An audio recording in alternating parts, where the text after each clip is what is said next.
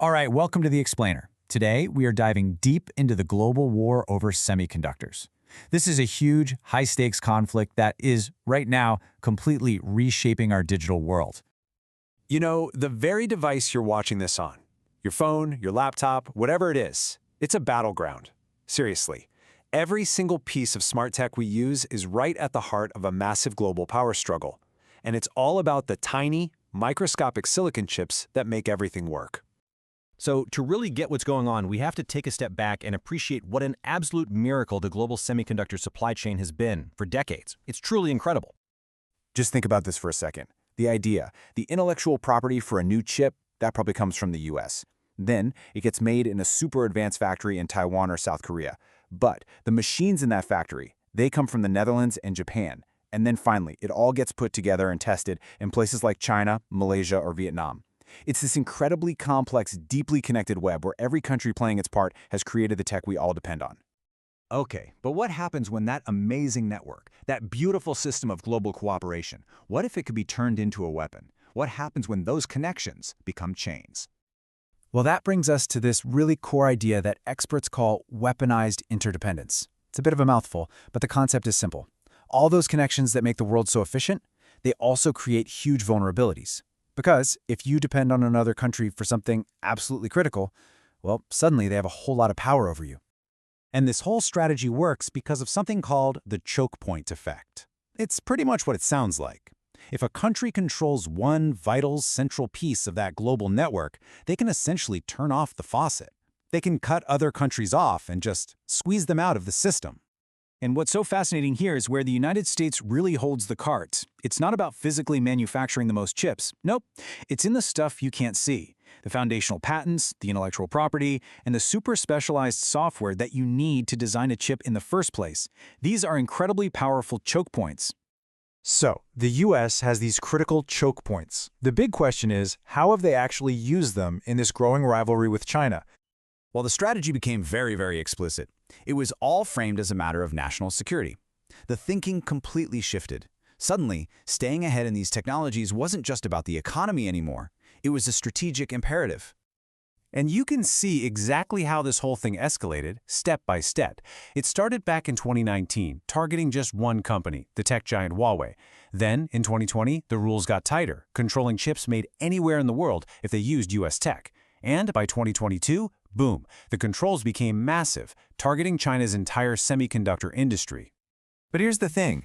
China wasn't just going to sit back and accept these restrictions. Of course not. It responded by launching an absolutely massive counter-effort to build its own, completely independent supply chain. And this slide right here, this really captures the entire dynamic of the conflict. It's a tale of two strategies. On one side, you've got the US playing defense, using its choke points to deny access. And on the other, you have China on offense, pouring money into a national drive for total technological independence. And the scale of China's response is just mind-boggling. We're talking about a state-backed support package for its chip industry worth over $143 billion. Let that sink in. This isn't just a small project. This is an all-out national mission to build a parallel system from the ground up. So where's all that cash going? It's being funneled into creating these national champions. You have companies like Huawei now trying to become the integrator for a whole new supply chain. You have foundries like SMIC getting massive subsidies. And the end goal for all of this, a completely domestic, totally de-Americanized tech ecosystem. And look, this isn't just a theory. We are literally watching this split happen in real time. Just look at what happened to Russia's tech imports after sanctions hit.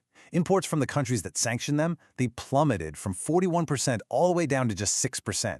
Meanwhile, imports from places that didn't sanction them, like China, exploded from 59% to 94%.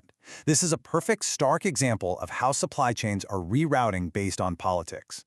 So what we have is this escalating cycle of action and reaction, this tit-for-tat of sanctions and subsidies, and it's pushing the entire global tech system toward a really critical and maybe even irreversible breaking point.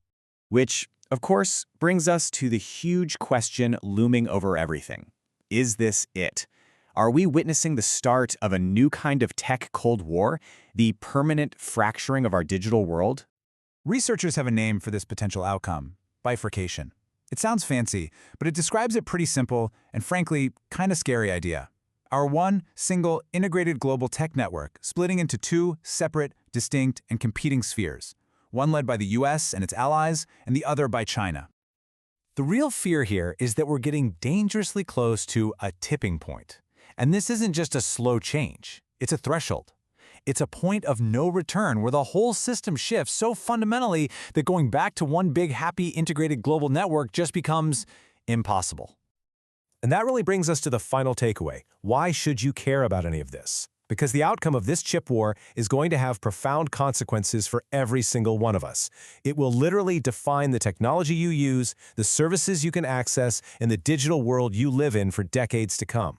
So the question we're all facing is, in this new, split world, which tech ecosystem will you be a part of?